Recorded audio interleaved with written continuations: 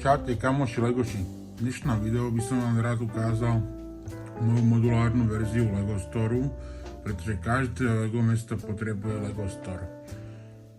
Nechcel som, aby táto budova bola nejak extra nutná, len čierna nutná kocka, preto som sa snažil fasádu oživiť nejakými prvkami detailov.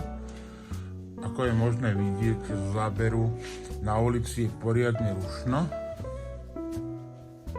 Je to jedna z mojich stavieb, pri ktorej som použil veľmi veľa minifigúriek ako v exteriéri, tak aj v interiéri. Interiér ako u predchádzajúcej mojej budovy je kompletne zariadený a plný množstvo detailov.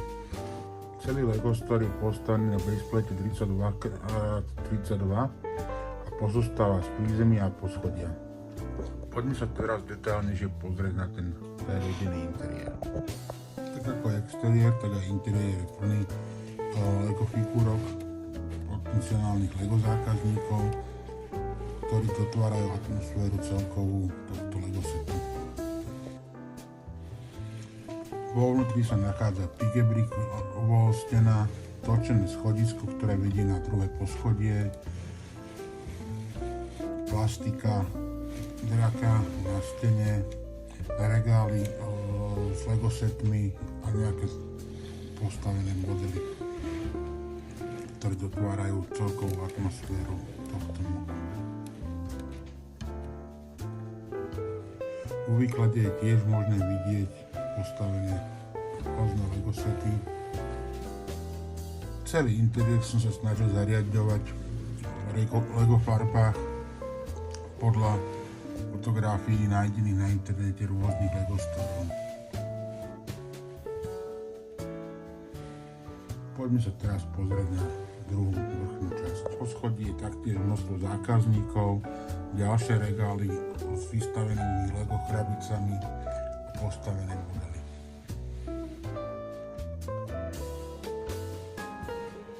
Aby nebolo také pádne, som sa snažil oživiť plastikou, ktorá má pripomínať Lego krabicu.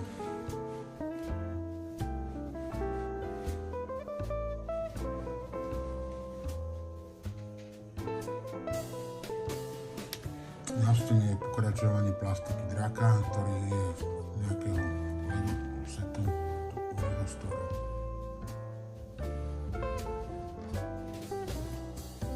Číslo si už žiaľ nepamätám.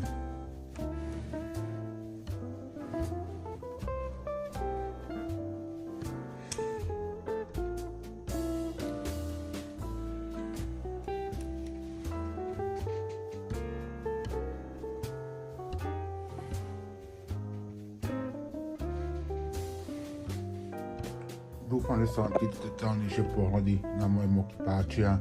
Ak áno, poprosím vás, zanechajte like, prípadne odber tohto kanála, aby ste boli informovaní o ďalšej mojej videotvorbe. Ďakujem za pozeranie a prajem vám pekný deň.